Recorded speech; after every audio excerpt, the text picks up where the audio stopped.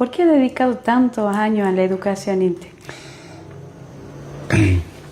Y bueno, la verdad que la educación la que siempre quise para los jóvenes, ¿no? O sea, A pesar de que usted ha sido un joven que no ha podido, ¿no?, así es. estudiar, ha permitido que muchos otros jóvenes puedan tener acceso a la ¿Cómo educación. están? Hoy en Literal tenemos un invitado espectacular, él es el intendente de Joaquín Víctor González. Vamos a conocer un poquito su historia, tiene grande trayectoria en lo que es la política y ha pasado por diferentes etapas, no solamente en la parte del Ejecutivo, sino también en el Legislativo, así que vamos a conocer un poquito su historia y como toda historia comienza desde el inicio, intendente, ¿verdad? Así que bueno, bienvenido a Literal y muchas gracias por la oportunidad de conversar con usted. Bueno, gracias por visitarnos y bueno, la verdad que muy contento de ver una chica joven que está comprometida con el trabajo que hace, así que bueno, te agradezco que te haya molestado venir acá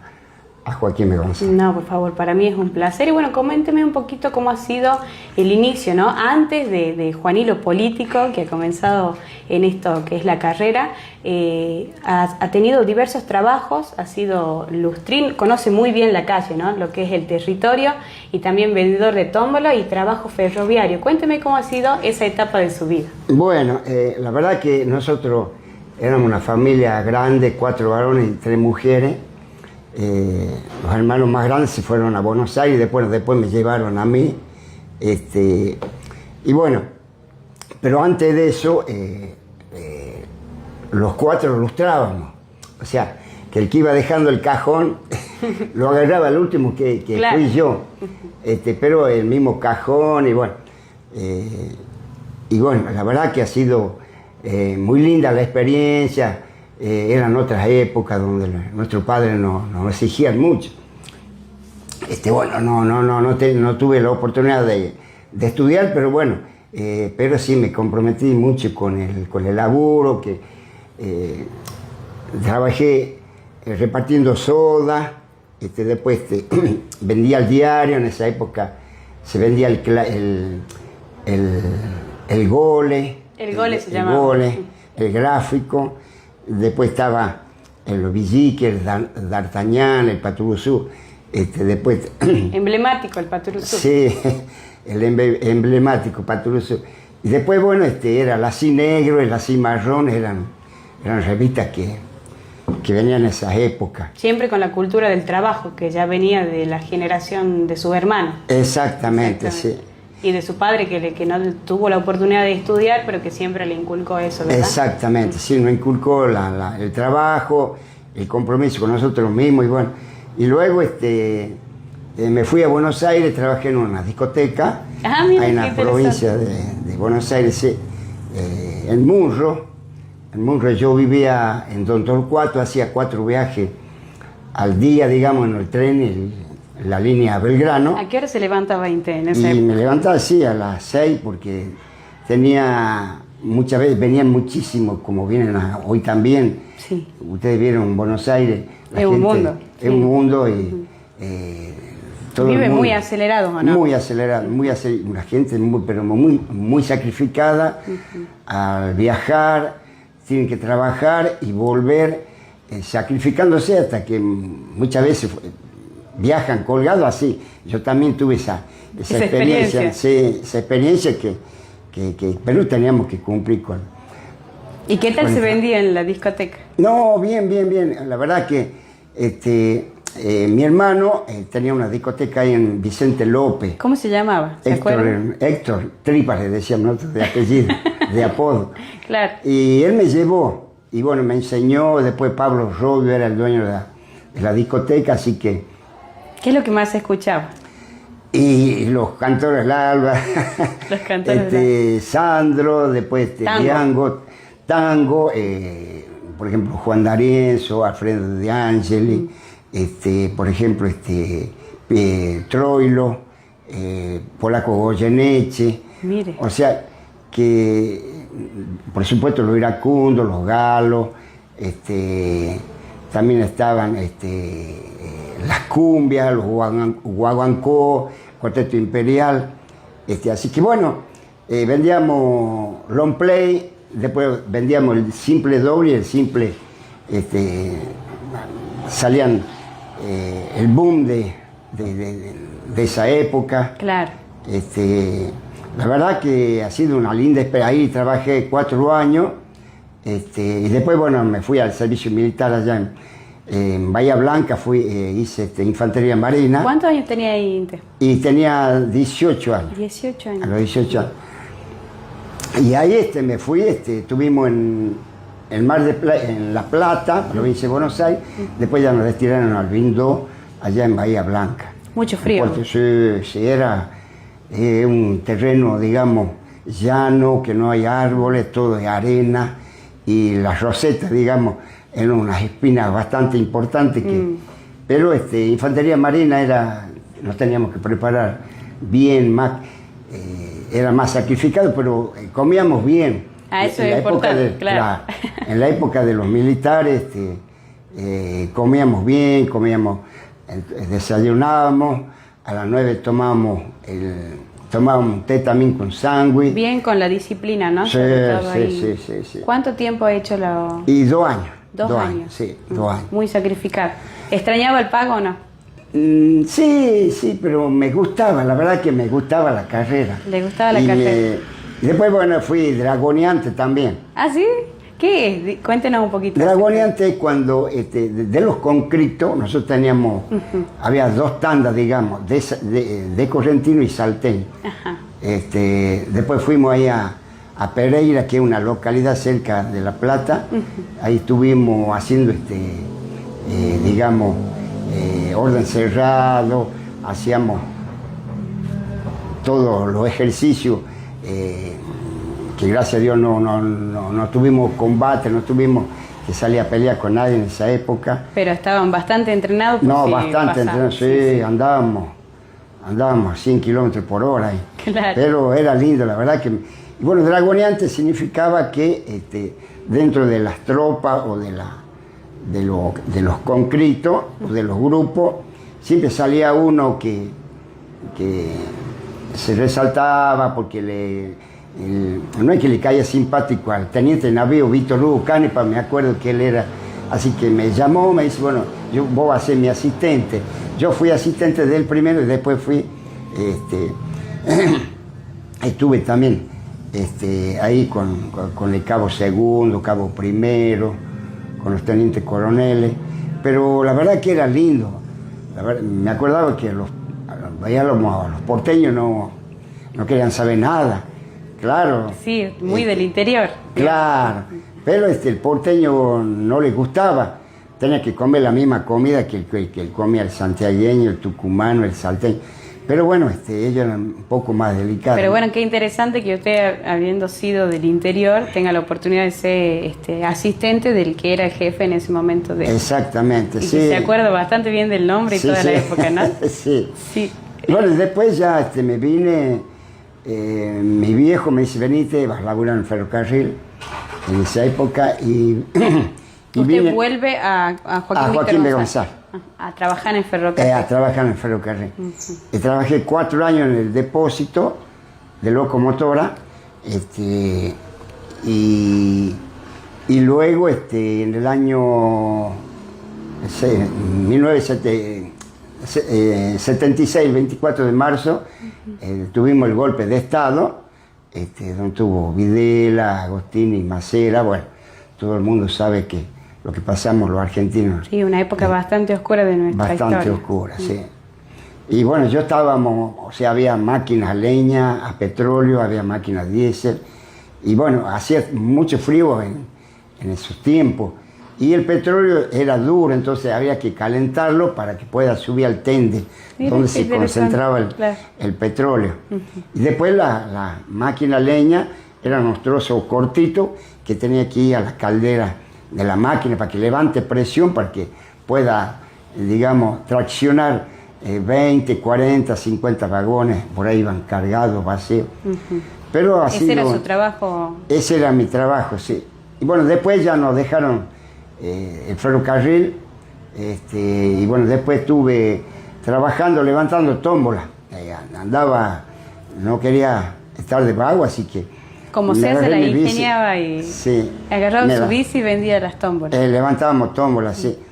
Después ha llegado una época importante en el que usted conoce a uno de nuestros políticos que ha sido el gobernador, Roberto Romero, y ha tenido la primera oportunidad, por decirlo así, de incursionar en la política, ¿no? ¿Usted qué cree que Romero vio en usted, aparte de tener una trayectoria de mucha cultura de trabajo, pero tenía una adolescencia, por decirlo así, una juventud bastante fuerte, Inte, ¿no? De irse de su pago, de hacer trabajo de lustrín, de vendedor de tómbalo, de trabajador ferroviario, de ir también a ser militar, de trabajar en una discoteca. Ahí se me hace que inició ese gusto también que usted tiene por la música, ¿no? Por el folclore y por nuestras raíces. ¿Usted qué cree que Roberto Romero ha sido, no? Sí, Roberto Romero vio en usted para decir, bueno, este puede ser político, puede andar en la actividad social? Vos sabés que yo en esa época levantaba tómbola. Sí. En el Hotel Mallorca, bueno, en esa época estaba Pipo Porrat, Vichy Cairú, que fue intendente, después el don Mendoza, don Viterman Sarmiento. Había 4, 5, 6 referentes del peronismo de acá. Y yo levantaba tómbola. O sea que don Roberto Romero venía en una Bronco, en una camioneta Ford. Era muy, pero había que bancarlo. Dormía en la camioneta, andaba día y noche. Así que bueno, y él me llamó. Ahí en el hotel había mesa donde se almorzaba y a donde se desayunaba o tomaban té a la tarde, etc. Bien. Y él me vio, me dice, vení, negro, vení. Así que estuvimos así, los dos solos, nos fuimos ahí al fondo y me dice, mira, yo necesito esto. Bueno, métalo. Yo te necesito que vos, porque tenemos que afiliar, porque él teníamos una interna con Carlos Caro, que era otro referente importante también de acá, él era de Metán. Ah, él era de Metán, eran las internas del partido. La interna, exactamente. Estaba Virgilio Bravo Herrera, eran, digamos, gente pesada. Y don Roberto recién empezó a incursionar en política, porque ahí lo conocían como dueño del Tribuno. Y en esa época el Tribuno era un diario de mucha importancia. Y que sigue siéndolo ahora, ¿no? Y También. sigue siendo, sí. El Intransigente, bueno, ya eran otros dueños. Y ahí me dice, yo quiero que me afilie, meta. El vendedor de tómbola que conocía a todo Joaquín B. González. Así es. Sí, yo salía en bici, yo ya tenía mis clientes, ya le llevaba yo, en un papel anotaba los números que salían a la noche, y con Beto Capellán nosotros nos adheríamos a la tómbola de Jujuy en esa época. Bien. En los televisores blanco y negro, Beto tenía una antena ahí, así que él ponía un grabador, grabábamos, y después ya empezábamos a controlar los premios. Ah, bien, era bastante manual toda la cuestión, es un trabajito importante para saber quién era el ganador acá. Exactamente. Era cuatruplicado, o sea, el que apostaba se llevaba el cuarto, que era un papel amarillo. ¿Y usted iba a visitar sus clientes y los afiliaba ahí de paso del partido? Exactamente. Qué estratégico era, sí, ¿no? Bastante estratégico. Sí. Afiliaba y afiliamos mucho. A muchos. ¿Y qué era lo que le decía? ¿Cuál era el convencimiento que le decía a la persona? Porque se afilia al partido. Es decir, bueno, te vendo la tómbola y te afilia. Claro, por ahí me pedían los fiados y yo tenía que aguantar para que se afilie. Buenísimo. Y bueno, pero fue todo bien, pero aparte era gente que me conocía mucho. Sí. Y yo le digo, mirá, tenemos una oportunidad en la provincia para que podamos tener un gobernador. O él también me dijo, yo también fui igual que vos, vendía pan, ilustraba, todo. Él también vino de abajo. Él claro, también. sí. Pero era un tipo, espectacular, muy sincero era. Y se comprometía y bueno. Y cuando fuimos a la interna perdimos por 32 votos. Lo que pasa es que Carlos ya muy poquito era el margen. Pero bueno, después ya vino Pupi Lobo, que era un amigo, que era un referente de él, que trabajaba en todo el departamento de antes, así que ahí fuimos con él trabajando, pegábamos afiches, salíamos en la camioneta, por ahí nos peleábamos con los radicales, nos rompíamos los afiches, todo. Y bueno, después ya en el 83 ya fui concejal. En el 83. 3 periodos seguidos. ¿Y qué tal esa experiencia? No, linda. La verdad que no teníamos idea qué es lo que era, porque veníamos de tantos años del proceso, digamos, de los militares. De una etapa dura. De una etapa dura. Cortarse la democracia, por decirlo así. Exactamente. Y nosotros jóvenes en esa época no entendíamos mucho. Hasta que, bueno, vino un hombre, el padre de Mario Jerez, él trabajaba en el Banco Nación, así que él nos asesoraba, él era secretario. ¿no? Los instruía en el cargo. Exactamente, sí, nos asesoramos. Así que bueno, después ya volví a trabajar en el ferrocarril. Me reincorporaron, digamos. Y ya trabajé acá en la estación del ferrocarril, ya era controlador. O sea, primero tenía que pagar el derecho de piso, limpiábamos los baños. Siempre desde abajo, sobre la base. Sí. Y agarramos esa carretilla verde, una grande que había, la cargamos con los equipajes que venían los trenes. Acá corría el ramaleño, le decíamos, venía un tren que hacía en combinación de Tucumán a Salta, y hacían transbordo para venir a Resistencia, o sea, a la zona nuestra. Bien. Y bueno, así que ahí era controlador, controlábamos los trenes, tomábamos el número de los vagones, que contenía cada vagón, la procedencia, el destino, todo. Pero lindo. Bueno, después ya vino Menem, bueno, ya en esa época ya era presidente y nos dejó, así que bueno, después ya en el 93 nos dejaron en el ferrocarril. Otra vez. Así que no me convencieron de que me tenían que dejar, así que yo estaba convencido de que teníamos que volver a laburar en el ferrocarril. Así que bueno, después ya, después empezamos con Sande. Usted siempre ha sido peronista, ¿no? De raíces peronista, y él sigue manteniendo hasta el día de hoy la ideología peronista, que es la importancia de la justicia social, de poder darle oportunidad a los más necesitados. Y usted viene de esa cuna y sabe cómo es y cómo funciona todo eso, ¿no? Por ahí es difícil cuando ha nacido en otra época, o sea, teniéndolo todo, no puede conocer realmente las necesidades que tiene un pueblo. Y bueno, yo veo que ha tenido unos inicios bastante lindos, porque usted los recuerda pero también con mucha carencia. Vino el gobernador, vio eso en usted y le dio la oportunidad de ser concejal en el 83, y la gente lo siguió eligiendo. Bueno, hasta el día de hoy también lo siguió eligiendo en diferentes etapas. Cuénteme también un poquito acerca de cuando ha sido diputado, porque no solamente ha sido concejal e intendente, sino tuvo su época de diputado. Y una de las cuestiones más importantes que yo he visto desde afuera, porque yo soy quebrachal, pero me gusta mucho conocer a los políticos de ANTA, que ha dedicado mucho a la educación, mucho a la educación, y como diputado hizo grandes obras. Una de ellas es ser uno de los gestores del colegio secundario que hoy conocemos como el 5098, que también está el terciario. ¿Es así? Cuénteme un poco. Exactamente, sí. Hicimos las gestiones, en esa época era Juan Carlos Romero y Fernández, que era ministro de Educación, y Walter Iguaya era el vicegobernador. Le comentábamos la situación del colegio. Había una matrícula bastante importante y había chicos que por ahí no podían estudiar.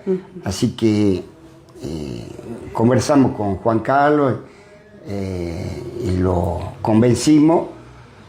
Le pedí a los maestros, a los directores, directoras, para fundamentar el pedido para que se pueda construir el edificio y la matrícula, que era lo importante, y de dónde venían los chicos. Venían de Quebrachal, Gaona, en esa época Lajita. Pero hasta que bueno, se concretó eso. La verdad que han sido una linda experiencia esta también. Pero antes de eso, justamente estaba Fernández de ministro, allá en la localidad de General Pizarro. Los chicos, los jóvenes, venían a estudiar a Apolinario Saravia. Tenían que hacer toda todo ese trayecto que es bastante largo. Y también lo convencí, ¿por qué? Porque vinieron, era el contador Álvarez y Espaventa, que eran los secretarios que estaban ahí con el ministro, los traje, tuvimos 3, 4 días y los llevé a conocer, fuimos a la escuela, conversamos con la directora, los directores, los alumnos, los padres, así que bueno, ahí esa ha sido una de las primeras gestiones cuando, o sea, el edificio no, sino la gestión. El anexo para que no viajen los chicos. Bien, no había secundario ahí. Espectacular. Ese como diputado. Ese como diputado. Sí. Esa ha sido una de las primeras gestiones. Y bueno, hoy los chicos tienen su colegio, o sea, el edificio no, digamos, secundario en Pizarro y en Luis Burela. Sí, le ha ahorrado bastante ahí en el viaje, ¿no? Sí, qué lindo. Y bueno, eso ha sido también que usted ha podido abrir el anexo del colegio secundario en Pizarro para que los chicos no pudieran viajar. Exacto. Y también la obra importante del colegio secundario ahora 5098, en el que no solamente se benefician los jóvenes de acá de González, sino también que vienen a estudiar gente de Quebrachal, Gaona, como bien usted lo decía, Talavera. Es la sede de muchos de los otros municipios. Exactamente. Y después quiero que hablemos acerca de esto, que yo sé que también usted tiene un gran valor sentimental y que yo he escuchado muchos gonzaleños decir la escuela de Juanilo, que es la escuela Santo Domingo de Guzmán, que usted la gestionó también siendo diputado. Coménteme un poquito acerca de eso. Bueno, la escuela funcionaba a la par de la iglesia, que está actualmente ahora, son varias aulas, digamos. Hermosa, muy grande. Sí, linda. En esa época estaba la señora de Pomo, la directora, vicedirectora, la señora Susana Costilla, estaba la señora Borges, pero la señora Pavón, la Gilda Pavón, pero había un equipo de maestras, pero muy importante, y me hablaron ella y me dice, mira, Juanilo, necesitamos esto. Bueno, así que le dije, bueno, ustedes asesórenme bien, porque yo tengo que ir a fundamentar qué es lo que le voy a pedir al gobernador. Porque si no, decía, ¿por qué me pedí?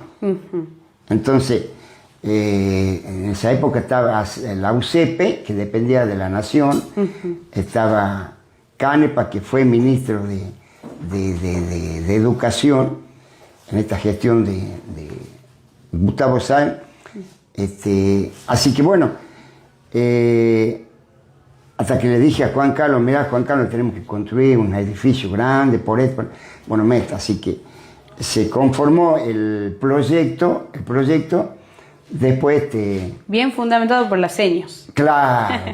que colaboraron ahí en el proceso. Exactamente. Que sin el asesoramiento de ellos tampoco no íbamos a poder avanzar. Eso es importante, ¿no? Siendo legislador, escuchar lo que la gente quiere hacer. Sí. Y el gobierno pagaba un alquiler al arzobispado por ese edificio que ocupaban la escuela, que eran 300 y pico de chicos, así. Claro. Era un solo turno. Y bueno, después ya se concretó el llamado a licitación, me fui yo cuando abrieron los sobres, y ahí, bueno, ganó la empresa Torrey Chabú, así que bueno, ahí después lo conocí a él, me presenté. A los ingenieros y todo. A todos, sí.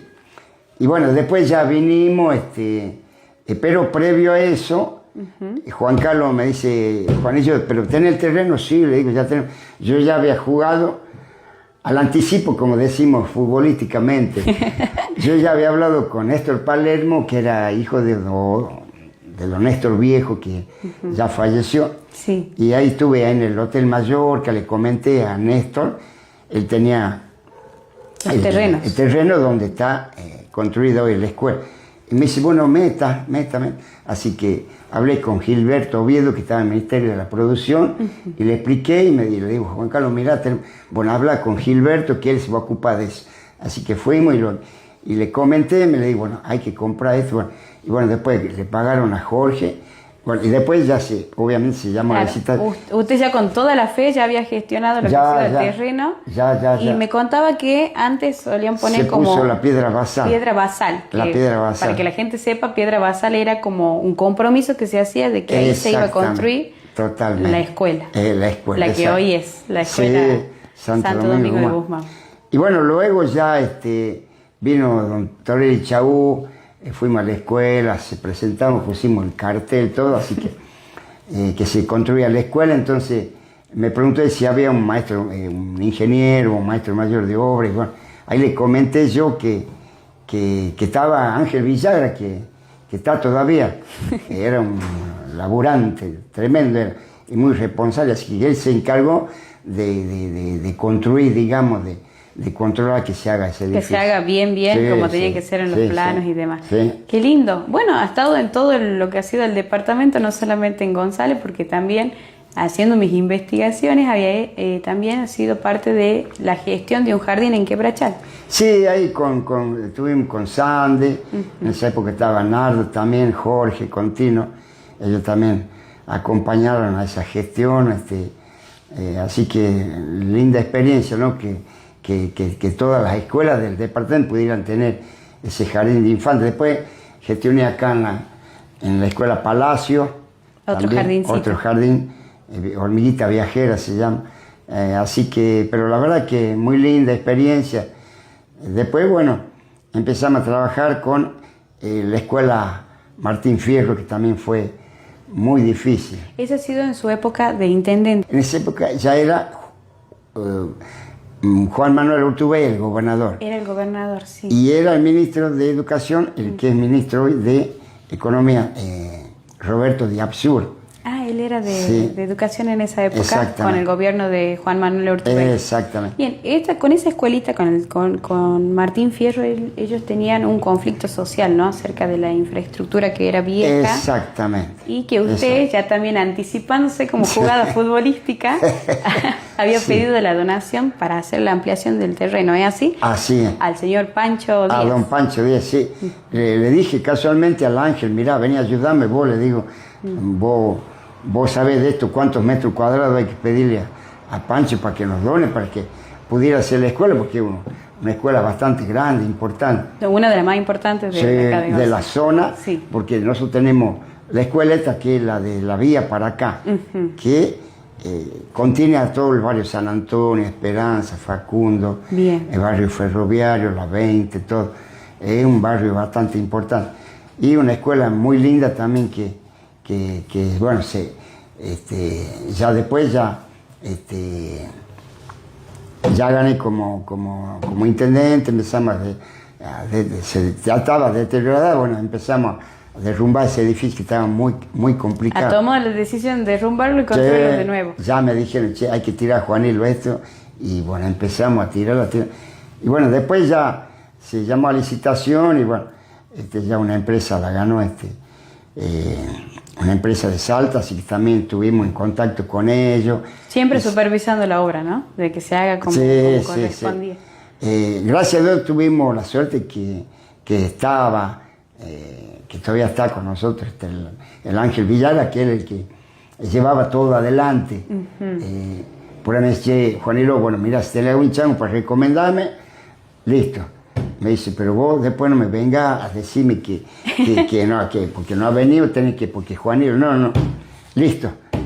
Le damos laburo y ya depende de cada uno. Bien, o sea, claro, no, de pero hacerlo era bien. Muy responsable. Responsable y honesto por sobre todas las cosas. Sí. Y bueno, y el conflicto social, cuénteme un poquito cómo ha sido eso, de que la gente estaba harta, ¿no? De la estructura vieja, que usted ha tomado cartas en el asunto. Desde su lugar de poder y poder gestionar, no solamente, porque podría haber acomodado así poquitito nomás, pero usted tomó la decisión de construirla desde cero, por decirlo así, nuevita. Claro, la escuela funcionaba donde está el juzgado ahora, digamos, en la calle el 9 de julio y Belgrano, ahí funcionaba. Así que siempre iba yo y bueno, por ahí me retaban las maestras, la gente. Así que bueno, eso también me impulsó, me comprometió mucho para que pudiéramos construir esa escuela, ¿no? Porque una escuela muy, pero muy importante. La verdad que está en contenido todos los chicos, no cruzan la vía, no cruzan la ruta 16. Contiene una parte de Joaquín Víctor González. Exacto, prácticamente la mitad, sí, de González. Casi la mitad de González. Sí. Qué linda, qué linda. ¿Y qué siente usted cuando iba allá? Porque empezó como concejal, después la gente siguió creyendo en usted, siguió dando su voto de confianza, y cuando ya veía construidas las escuelas, ¿por qué la educación? ¿Qué sentía usted? Una emoción, la verdad que... Muy satisfactorio. Sí, sí. La verdad que, como decía Perón, las obras quedan y los hombres se van. O sea, bueno, ya yo tengo mi edad y bueno, la verdad que quedan, cuando uno está en una función, la verdad que tuve suerte yo con conseguir tanto, gestionando todos estos edificios, que no teníamos muchos edificios en Joaquín B. González. Únicamente teníamos la Escuela Palacio, bueno, después se construyeron la Santo Domingo, de la que hablamos, la Martín Fierro, el Colegio 5098 una obra muy importante, sí. Muy importante, sí. Así es. Y después, bueno, como en toda época, a veces pasan tragedias, como ha sido el incendio de la escuela esta que era de la Providencia, de la ¿no? Providencia. Que es parte de la zona rural de Joaquín Víctor González, muy alejada de la zona céntrica, ¿no? Usted ya era intendente en esa época sí, y ha tomado la decisión de meter las maquinarias en esa parte del camino, que seguramente era mucha tierra y difícil acceso para las maquinarias. Sí, ahí nos ayuda mucho la vialidad provincia, como una ruta provincial a 41, así que ellos nos ayudaban. Y bueno, esa escuela, desgraciadamente, de gracia con suerte, porque no pasó nada, digamos. De pérdida, digamos, más que material solamente. Exactamente. Y bueno, después hicimos una escuela, así digamos, de acuerdo a la cantidad de alumnos, porque no eran muchos. Ustedes vieron que la escuela rural es por ahí. Claro, no tiene mucha matrícula, pero es muy importante que llegue la educación a esa zona. Sí, totalmente. ¿No evita también la escuela? Sí. Era una escuela chica, sí, la hicimos en época, digamos, antes de la lluvia, ¿no? Porque tenía aquí la gente, se quedaba en 15 días por ahí, y nosotros llevamos la mercadería, todo para que pudieran quedarse ellos a terminar esa escuela. ¿Cuántos kilómetros desde 120. 120 kilómetros. Tremendo. Tremendo, sí. Es una zona complicada. Yendo acá a Los Pozos. Me imagino que los niños felices de su escuela. Sí, contentos, sí, porque eso es la segunda casa de ellos. Y bueno, después el cuarto también visitábamos esos sectores que son varias baterías, digamos, puestos, que también visitábamos. Por ahí llevábamos bancos, banderas de ceremonia para los chicos, llevábamos para hacer chocolate en la fiesta del 25 de mayo. Claro, siempre acompañándote, a pesar de estar lejos de acá de la zona céntrica. Sí. Bueno, Inte, y una de las cosas más importantes que ya ha hecho ahora, digamos, en su último periodo, es poder traer la universidad, que no es para menos, a una zona tan alejada de lo que es Salta capital, el departamento antes, que es la Universidad Nacional de Salta, la UNSA. Cuéntame un poquito de esa gestión, ¿cómo ha sido la gestión de la UNSA? La verdad que Víctor Hugo, claro, era el rector, en esa época era Pata Gómez, el senador, después fue mi sobrino Marcelo Paz también trabajó muchísimo en eso. La verdad que fundamentamos por qué queríamos que venga la UNSA a Joaquín B. González, que es la cabecera del departamento, justificando que tenemos chicos hasta que vienen a estudiar hasta de Taco Pozo. Así es. Entonces le comentábamos a Víctor, claro, después lo trajimos y vino con los vicerrectores, profesores, conocimos el espacio que teníamos. Obviamente ya habíamos pedido autorización al Ministerio de Educación para que pudiéramos ocupar 2 o 3 aulas, que no tuve, digamos, turno de noche. Entonces, gentilmente el ministro no se cedió ese pedido que le hicimos. La verdad que es una linda experiencia. Yo digo que los chicos van a la UNSA, a Salta, pero la UNSA vino a ANTA, digamos. Por supuesto. Joaquín B. González. Es un golazo por seguir hablando sobre el fútbol. Futbolísticamente, sí. De media cancha. De media cancha, exactamente. Sí. La verdad es que, no, muy lindo, van muchos chicos, vienen de otros lugares, así que una linda experiencia. Y ahora